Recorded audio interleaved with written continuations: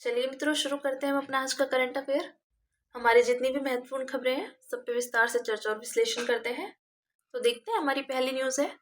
ग्रामीण विकास मंत्री के अनुसार ग्रामीण भारत में 95% भूमि अभिलेखों का डिजिटलीकरण किया गया।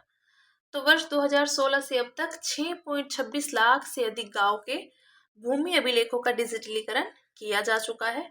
यह सुरक्षित, पारदर्शी और सुलभ भू स्वामित्व सुनिश्चित करने के सरकार के प्रयासों की दिशा में एक बड़ी उपलब्धि है। महत्व देखते हैं। पारंपरिक चुनौतियों का समाधान, तो जैसे भूमि विवाद, अतिक्रमण, बेनामी संपत्ति और अकुशल मैनुअल प्रक्रियाएं। सटीक सर्वेक्षण और योजना की बात करें तो भू स्थानिक मानचित्रण भूमि अभिलेखों में पारदर्शिता प्रदान करना। इससे कमजोर वर्गों के लिए पहुंच और समानता को बढ़ावा मिलता है। कृषि ऋण को बढ़ावा देना, स्पष्ट भू स्वामित्व कृषि के लिए पूंजी और ऋण की आपूर्ति को सुगम बनाता है। अन्य लाभ की बात करें तो कृषि इनपुट सब्सिडी का बेहतर लक्ष्यकरण, भूमि अधिग्रहण या आपदाओं की स्थिति में समय पर मुआवजा, जीडीपी को बढ़ावा आदि। अब देखते हैं भूमि अभिलेखों के डिजिटलीकरण में समस्याएं कौन कौन सी हैं। तो बोझिल और संसाधन गहन प्रक्रिया, वर्तमान में भूमि अभिलेख अधूरे हैं और अलग अलग विभागों की फाइलों में दबे हुए हैं। डिजिटलीकरण की धीमी प्रक्रिया, अवसंरचनात्मक परियोजनाओं में देरी हो रही है और भू स्वामित्व का डेटा पुराना हो गया है। बात करें कानूनी और प्रशासनिक ढांचों में सुधार की, तो प्रभावी सुधार के लिए सटीक रिपोर्टिंग हेतु काश्तकारी कानूनों और भूमि उपयोग विनियमों को अपडेट करने की आवश्यकता है। आगे की राह देखते हैं। तो भू गवर्नेंस में ब्लॉकचेन, आर्टिफिशियल इंटेलिजेंस और मशीन लर्निंग तकनीकों का उपयोग, पंजीकरण अधिनियम की समीक्षा। बात करते हैं भूमि डिजिटलीकरण में सुधार के लिए कौन कौन सी सरकारी पहले शुरू की गई हैं। तो डिजिटल इंडिया भूमि अभिलेख आधुनिकीकरण कार्यक्रम DILRMP, तो इसका उद्देश्य भूमि अभिलेख प्रबंधन की एक आधुनिक, व्यापक और पारदर्शी प्रणाली विकसित करना है। अगली देखते हैं विशिष्ट भूखंड पहचान संख्या यानी कि unique land parcel identification number या भू आधार। यह 14 अंकीय पहचान संख्या है। यह प्रत्येक भूखंड के अक्षांश और देशांतर निर्देशांकों यानी अवस्थिति के आधार पर जनरेट की जाती है। अब देखते हैं national generic document registration system, तो इसका उद्देश्य दस्तावेजों के पंजीकरण के स्तर पर राज्यों में अलग अलग प्रकार की व्यवस्था होने की समस्या को दूर करना है। और बात करें अगर स्वामित्व योजना की, तो इसके तहत ग्रामों में, आवासीय क्षेत्रों में गृह स्वामियों को रिकॉर्ड ऑफ राइट्स प्रदान किए जा रहे हैं। ठीक है, तो ये बात की हमने भूमि डिजिटलीकरण में सुधार के लिए कौन कौन सी सरकारी पहले शुरू की गई हैं उनके विषय में। अब बात करते हैं। भारत के वित्त मंत्री ने बहुपक्षीय विकास बैंकों को आकार देने में ग्लोबल साउथ की भूमिका को रेखांकित किया। तो वित्त मंत्री ने 1944 के ब्रेटन वुड्स सम्मेलन में बहुपक्षीय विकास बैंकों यानी MDBS की नींव रखने में ग्लोबल साउथ के महत्वपूर्ण योगदान का उल्लेख किया। ज्ञातव्य है कि 1944 के सम्मेलन के तहत विश्व बैंक और अंतर्राष्ट्रीय मुद्रा कोष यानी IMF की स्थापना की गई थी। अब बात करते हैं बहुपक्षीय विकास बैंकों में ग्लोबल साउथ का क्या योगदान रहा। तो ग्लोबल साउथ ने न्यू डेवलपमेंट बैंक, एशियाई अवसंरचना निवेश बैंक जैसे नए संस्थानों की स्थापना में सहयोग किया है। भारत और चीन जैसे ग्लोबल साउथ के देशों ने अपनी आर्थिक समृद्धि के साथ साथ MDBS के लिए अपनी वित्तीय प्रतिबद्धताओं में भी वृद्धि की है। ग्लोबल साउथ ने MDBS में निर्णय लेने की प्रक्रियाओं में विविध पक्षों को शामिल करने पर जोर देकर समावेशिता और MDBS में सुधारों का समर्थन किया। देखते हैं ग्लोबल साउथ के दृष्टिकोण से MDBS में सुधारों की क्या आवश्यकता है। तो अपर्याप्त प्रतिनिधित्व, IMF ने 59.1% वोटिंग शेयर विश्व की आबादी के केवल 13.7% हिस्से का प्रतिनिधित्व करने वाले देशों के पास है।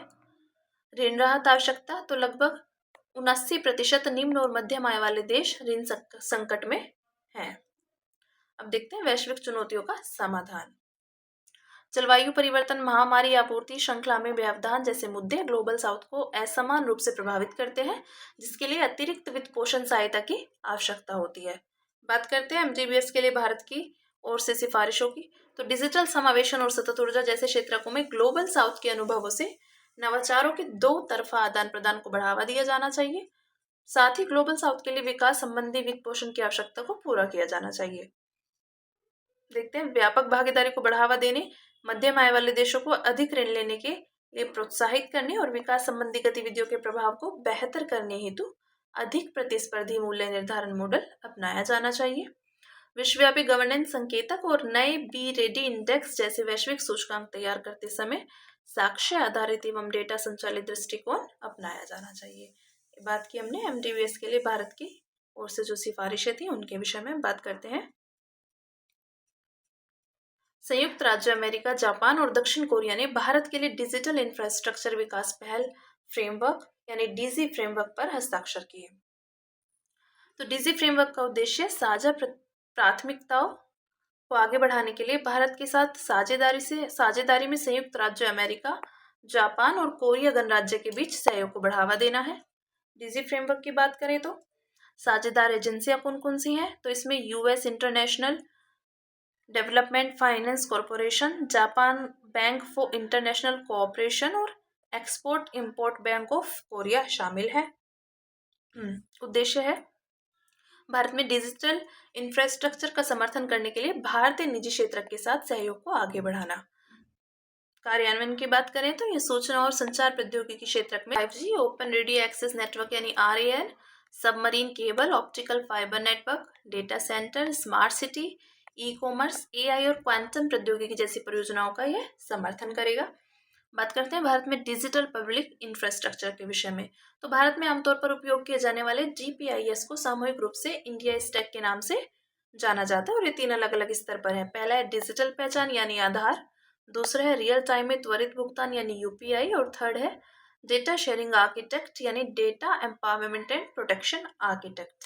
ठीक है, अब बात करते हैं इसके महत्व के विषय में।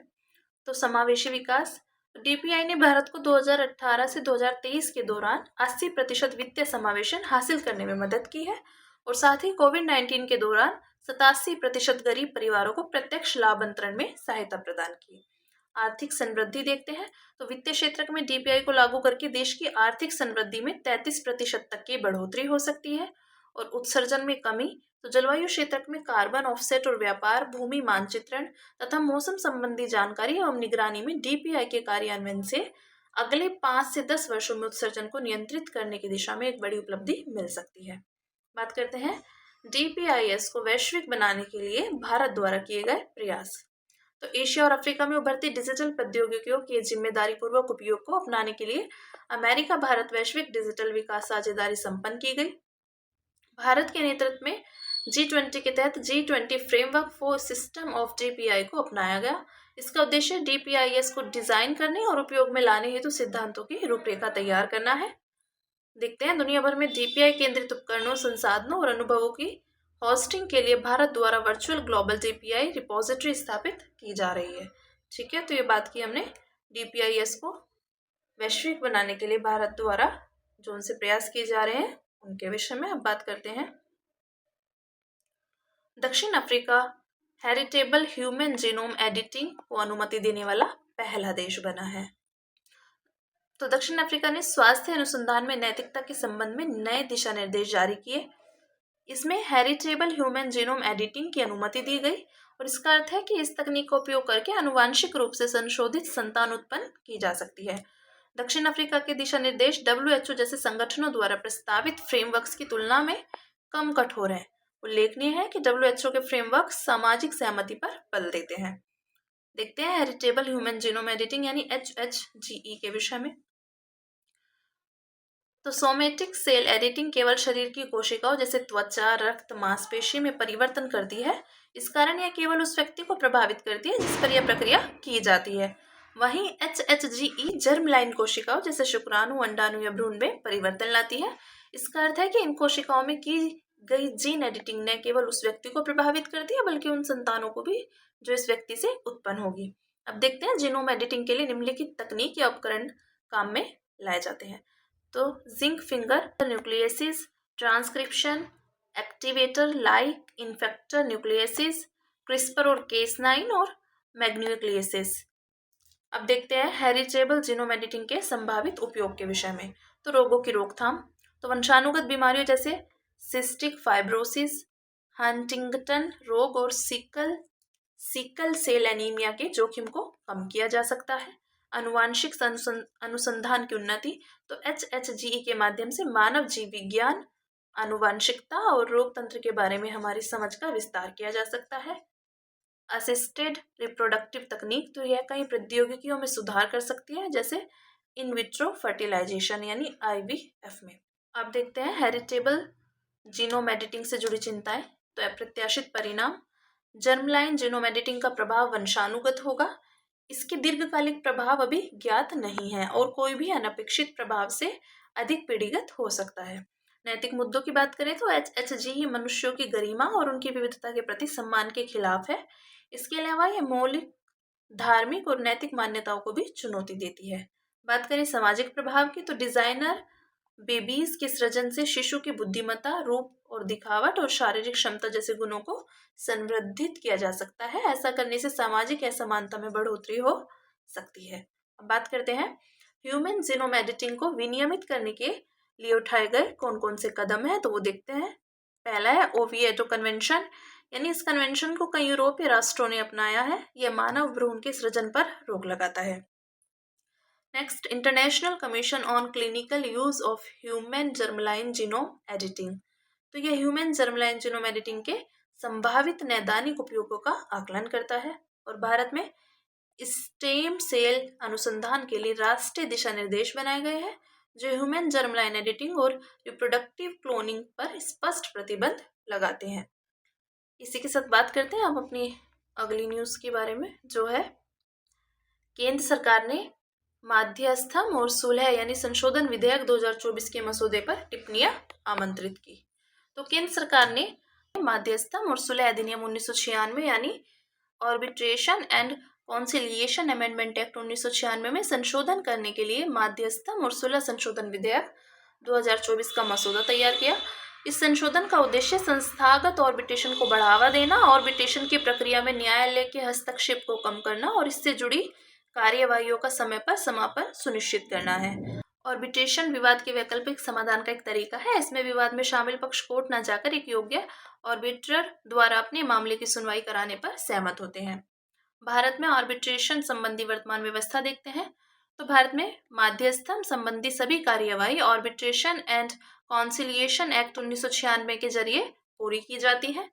यह कानून United Nations commission on international trade law के इंटरनेशनल कमर्शियल आर्बिट्रेशन मॉडल कानून 1985 और United Nations commission on international trade law conciliation नियम 1980 पर आधारित है।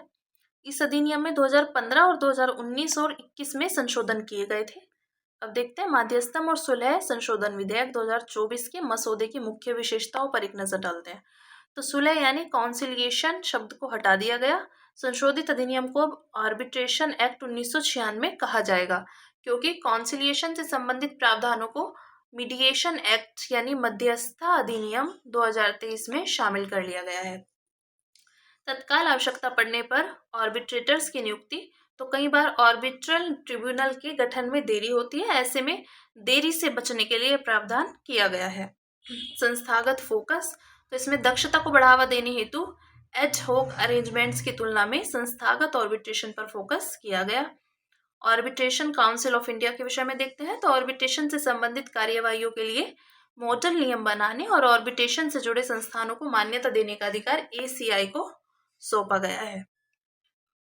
वीडियो कॉन्फ्रेंसिंग के माध्यम से आर्बिट्रेशन की अनुमति दी गई है। अपीलिया आर्बिट्रल ट्रिब्यूनल की स्थापना, तो इसे आर्बिट्रेशन से जुड़े निर्णयों के विरुद्ध आवेदनों पर विचार करने हेतु स्थापित किया जाएगा। आगे देखते हैं इसमें आर्बिट्रेशन प्रणाली से संबंधित मुद्दे। तो आर्बिट्रेटर्स यानी मध्यस्थों की नियुक्ति में विविधता का अभाव है क्योंकि ज्यादातर सेवानिवृत्त न्यायाधीशों को ही मध्यस्थ के तौर पर चुना जाता है। आर्बिट्रेशन प्रणाली में विश्वास की भी कमी देखी गई है क्योंकि मध्यस्थों की स्वतंत्रता और निष्पक्षता के बारे में हमेशा संदेह बना रहता है और आर्बिट्रेशन संबंधी कार्यवाही में न्यायिक हस्तक्षेप से भी निर्णय में देरी होती है। तो इनसे संबंधित मुद्दों की बात की हमने। अब बात करते हैं अगली न्यूज़ की, जो है एक नवीन रिपोर्ट में जीवाश्म ईंधन से कोरल ट्रायंगल के समक्ष उत्पन्न संभावित खतरों का उल्लेख किया गया। तो यह रिपोर्ट जैव विविधता कन्वेंशन यानी CBD के पक्षकारों की 16वीं कॉन्फ्रेंस यानी COP16 में जारी की गई। इसके विषय में देखते हैं। तो यह क्षेत्र उष्णकटिबंधीय जल में अवस्थित है और विश्व के सबसे समृद्ध जैव विविधता समुद्री क्षेत्रों में से एक है। विशिष्ट पारिस्थितिकी तंत्र से समृद्ध इस क्षेत्र का विस्तार दक्षिण पूर्व एशिया और मेलानेशिया के 7 देशों में है। कोरल ट्रायंगल का महत्व देखते हैं। तो इस क्षेत्र में दुनिया की 76% कोरल प्रजातियां, 2000 से अधिक कोरल फिश प्रजातियां और 7 समुद्री कछुओं यानी टर्टल की प्रजातियों में से 6 पाई जाती है यहाँ पे। और 120 मिलियन लोग खाद्य और आय के लिए इस क्षेत्र पर निर्भर है। यह जगह समुद्री विविधता के लिए अत्यधिक महत्वपूर्ण है। यही कारण है कि इसे समुद्र का अमेजन भी कहा जाता है। बात करते हैं कोरल ट्रायंगल के समक्ष उत्पन्न कौन कौन से खतरे हैं, तो उनके बारे में देखते हैं। तो तेल और गैस अन्वेषण की बात करें तो वर्तमान में 100 से अधिक अपतटीय तेल और गैस ब्लॉक्स कोरल ट्रायंगल में कार्यरत हैं। ये गतिविधियां प्रवाल भित्तियों, मैंग्रोव और समुद्री घास सहित ट्रायंगल के नाजुक पारिस्थितिकी तंत्र को खतरे में डालती है।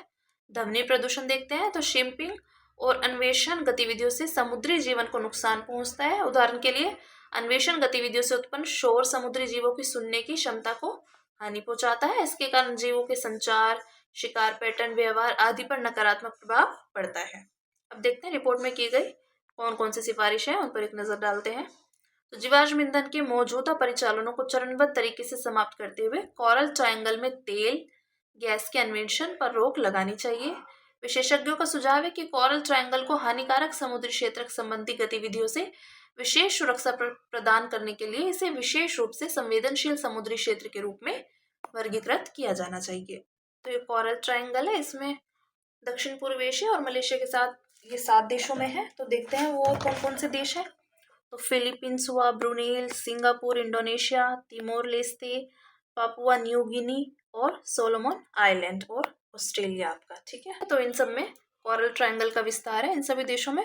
अब बात करते हैं आगे की न्यूज़ के विषय में। तो इसमें अगला टॉपिक है भारतीय भूमिपतन प्राधिकरण। तो हाल ही में केंद्रीय गृह मंत्री ने भारतीय भूमिपतन प्राधिकरण द्वारा निर्मित नए यात्री टर्मिनल भवन और मैत्री द्वार का उद्घाटन किया। भारतीय भूमिपतन प्राधिकरण के विषय में देखते हैं। तो एलपीआई गृह मंत्रालय के सीमा प्रबंधन विभाग के अंतर्गत एक वैधानिक निकाय है।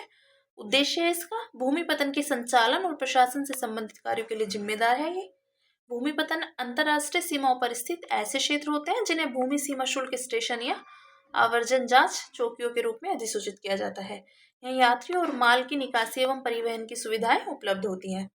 वर्तमान में भारत में 12 भूमिपतन संचालित किए जा रहे हैं। एलपीआई भारत की भू सीमाओं पर एकीकृत चेक पोस्ट की स्थापना, संचालन और प्रबंधन के लिए भी जिम्मेदार है। तो आईसीपीएस एक ऐसा एकल परिसर है जिसमें सभी विनियामक एजेंसियां स्थित होती हैं। ये एजेंसियां व्यापार और वाणिज्य को सुविधाजनक बनाने के साथ साथ सुरक्षा संबंधी चिंताओं का भी समाधान करती हैं। ठीक है, अब बात करते हैं सुभेद्य बच्चों के संरक्षण के लिए एसओपी। तो हाल ही में भारतीय रेलवे और महिला एवं बाल विकास मंत्रालय ने सुभेद्य बच्चों की सुरक्षा के लिए संशोधित मानक संचालन प्रक्रिया जारी की। ये व्यापक एसओपी यानी मानक संचालन प्रक्रिया भारतीय रेलवे के संपर्क में आने वाले बच्चों की सुरक्षा के लिए एक मजबूत फ्रेमवर्क प्रस्तुत करता है। बच्चों की सुरक्षा के लिए भारतीय रेलवे द्वारा शुरू की गई अन्य पहले देखते हैं कौन कौन सी है। तो ऑपरेशन आहट, यह मानव तस्करी और अंकुश लगाने के लिए राष्ट्रव्यापी अभियान है और ये 2022 में अपनी शुरुआत से 2300 से अधिक बच्चों को बचाने और 674 तस्करों को पकड़ने में सहायक रहा है। ऑपरेशन नन्हे फरिश्ते, तो ये अलग अलग भारतीय रेलवे जोन में देखभाल और संरक्षण की जरूरत वाले बच्चों को बचाने के लिए के प्रति समर्पित मिशन है। ठीक है, बात करते हैं वन पारिस्थितिकी तंत्र पुनः बहाली पहल के विषय में यानी FERI। तो हाल ही में जैव विविधता सम्मेलन CBD के सचिवालय ने वन पारिस्थितिकी तंत्र पुनः बहाली पहल FERI की 10वीं वर्षगांठ मनाई है। इसके विषय में देखते हैं। तो कोरिया वन सेवा यानी KFS और CBD सचिवालय के बीच साझेदारी के रूप में शुरू किया गया। यह CBD सचिवालय द्वारा कार्यान्वित है यानी कि जैव विविधता सम्मेलन जो सचिवालय है उसके द्वारा कार्यान्वित है। इसे आईची जैव विविधता लक्ष्य 5 और 14 और 15 के अनुरूप पारिस्थितिकी तंत्र संरक्षण एवं पुनः बहाली के लिए राष्ट्रीय लक्ष्यों व योजनाओं को क्रियान्वित करने में विकासशील देशों की सहायता के लिए डिजाइन किया गया। यह कुनमिंग मॉन्ट्रियल वैश्विक जैव विविधता फ्रेमवर्क के कार्यान्वयन का समर्थन करती है। FERI की पहले देखते हैं।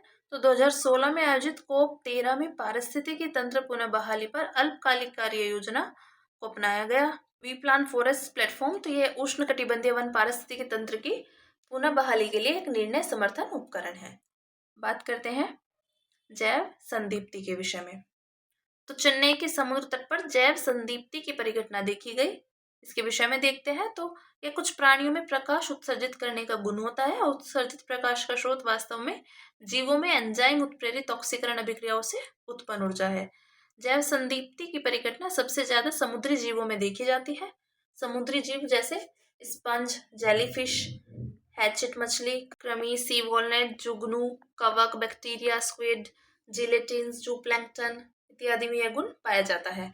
आमतौर पर इसमें उत्सर्जित प्रकाश का रंग नीला होता है, परंतु कभी कभी बैंगनी, हरे, पीले और लाल रंग का भी प्रकाश उत्सर्जित होता है। कुछ जीव प्रकाश का अवशोषण करते हैं, उसे रूपांतरित करते हैं और उसे एक अलग रंग के रूप में बाहर उत्सर्जित करते हैं। इस परिघटना को जैव प्रतिदीप्ति कहा जाता है। अब बात करते हैं बोरियल और शीतोष्ण वन के विषय में। तो हाल ही में विशेषज्ञों ने कोलंबिया के कैली में जैव विविधता अभिसमय के COP 16 के दौरान विश्व के उत्तरी वनों यानी बोरियल जो है पर ध्यान केंद्रित करने की तत्काल आवश्यकता पर प्रकाश डाला। यूरोप, उत्तरी अमेरिका और रूस में उत्तरी वन वैश्विक वन आवरण का 30% हिस्सा है और फिर भी इनका केवल 10% हिस्सा ही संरक्षित है। बोरियल वनों के विषय में देखते हैं तो इन्हें टैगा के नाम से भी जाना जाता है। ये 50 डिग्री उत्तरी अक्षांश से 70 डिग्री उत्तरी अक्षांश के बीच एक परिध्रुवीय पेटी बनाते हैं। स्प्रूस, पाइन, फर जैसे शीत सहिष्णु शंकुधारी प्रजातियां प्रमुख हैं। शीतोष्ण वनों के बारे में देखते हैं तो इनका दक्षिणी और उत्तर दोनों गोलार्ध में उष्णकटिबंधीय क्षेत्रों में 50% अक्षांश तक विस्तार है। इनकी मुख्य विशेषताओं में ठंडी सर्दियां तथा इनमें ओक, पाइन और यूकेलिप्टस जैसे चौड़े पत्ते वाले वृक्षों की प्रधानता शामिल है। ये बात की हमने बोरियल और शीतोष्ण वन के विषय में। थोड़ा ध्यान से पढ़ेंगे, ये सब बार बार मेमोराइज करेंगे इनको। यही हमारे पीटी में ज़्यादातर पूछे जाते हैं इसी तरह के फैक्ट्स, तो थोड़ा डेटा पे भी ध्यान देंगे। अब बात करते हैं anti submarine warfare shallow water craft के विषय में। तो भारतीय नौसेना के लिए गार्डन रीच शिप बिल्डर्स एंड इंजीनियर्स द्वारा निर्मित 7वां anti submarine warfare shallow water craft अब है लॉन्च किया गया। तो इस क्राफ्ट को 80% से अधिक स्वदेशी सामग्री से डिजाइन किया गया है और इस प्रकार ये सरकार के आत्मनिर्भर भारत लक्ष्य को साकार करने के लिए महत्वपूर्ण है। इसके विषय में देखते हैं anti submarine warfare shallow water craft के विषय में। तो समुद्र तटीय क्षेत्र में पनडुब्बी रोधी operation, low intensity marine operation यानी ILIMO और माइंस बिछाने में सक्षम होते हैं। ये जहाज लगभग 77 मीटर लंबे होते हैं और इनकी अधिकतम गति 25 समुद्री मील और एंड्योरेंस 1800 नॉटिकल मील है। इनका महत्व देखते हैं तो उभरते खतरों का मुकाबला करने में सक्षम है, देश के सामरिक संबंधों को बढ़ावा देंगे और देश की रक्षा क्षमताओं में वृद्धि करेंगे। ठीक है, अब देखते हैं अपनी आगे की न्यूज़ जो है मियावाकी वन। तो उत्तराखंड के पिथौरागढ़ में मियावाकी पद्धति का उपयोग करके 8000 फीट की ऊंचाई पर तैयार किए गए घने वन में 93% सफलता दर हासिल की गई। मियावाकी पद्धति के विषय में देखते हैं तो ये जापानी वनस्पति शास्त्री अकीरा मियावाकी द्वारा विकसित एक पुनर्वनीकरण तकनीक है। तो यह संभावित प्राकृतिक वनस्पति की अवधारणा पर आधारित है। इसके तहत स्थान विशिष्ट के लिए सर्वाधिक उपयुक्त विविध प्रकार की वृक्ष प्रजातियों को लगाकर पुनर्वनीकरण किया जाता है। लाभ की बात करें तो वृक्षों का उच्च घनत्व, ध्वनि व वायु प्रदूषण में कमी, कार्बन अवशोषण में सहायता, जलवायु परिवर्तन में कमी तथा निम्नीकृत भूमि का पुनरुद्धार। सीमाएं देखते हैं तो सीमित आनुवांशिक विविधता, संसाधन गहन, सभी स्थानों के लिए उपयुक्त नहीं है। ठीक है, अब बात करते हैं सोहराई पेंटिंग के विषय में। तो प्रधानमंत्री नरेंद्र मोदी ने रूस के कजान में आयोजित ब्रिक्स शिखर सम्मेलन में रूस के राष्ट्रपति व्लादिमीर पुतिन को सोहराई पेंटिंग उपहार में दी। इसके विषय में देखते हैं तो ये मुख्य रूप से भित्ति चित्रकला का रूप है ये पेंटिंग, और यह कला झारखंड के हजारीबाग जिले में प्रचलित है। सोहराई पेंटिंग मुख्य रूप से सोहराई त्योहार के दौरान बनाई जाती है। इस अवसर पर स्थानीय आदिवासी महिलाएं अपने मिट्टी के घरों की दीवारों पर सुंदर चित्र बनाती हैं। विशेषताएं देखते हैं इनकी। चित्र बनाने में प्राकृतिक रंग द्रव्य और सरल उपकरणों का उपयोग किया जाता है। कलाकार जटिल डिजाइन बनाने के लिए ब्रश के रूप में अक्सर टहनियों, चावल की भूसी या अपनी उंगलियों का इस्तेमाल करते हैं। सोहराई पेंटिंग में जानवरों, पक्षियों और प्रकृति का चित्रण होता है। ये चित्र जनजातीय संस्कृति में कृषि जीवन शैली और वन्य जीवन के प्रति श्रद्धा का प्रतिनिधित्व करते हैं। सोहराई खोवर पेंटिंग्स को भौगोलिक संकेतक यानी GI टैग भी मिल चुका है। ये बात की हमने सोहराई पेंटिंग्स की। ठीक है, तो ये झारखंड के हजारीबाग जिले में प्रचलित है और मुख्य रूप से भित्ति चित्रकला का रूप है। और इसको जो हमारे भारत के प्रधानमंत्री हैं नरेंद्र मोदी, उन्होंने इसे रूस के राष्ट्रपति व्लादिमीर पुतिन को उपहार में दी। ठीक है, तो ये थोड़ा आप ध्यान से पढ़ें इसको। सुर्खियों में स्थल देखते हैं तो ट्राइटन द्वीप। उपग्रह से लिए गए हालिया चित्रों से ट्राइटन द्वीप पर चीन द्वारा एक महत्वपूर्ण सैन्य निर्माण का पता चला है। द्वीप के विषय में देखते हैं तो यह द्वीप पैरासेल्स यानी दक्षिण चीन सागर में अवस्थित है। इसे चीन में जिनशा द्वीप समूह कहा जाता है। यह प्रभावी रूप से चीन द्वारा नियंत्रित है, लेकिन वियतनाम और ताइवान भी इस पर अपना दावा करते हैं।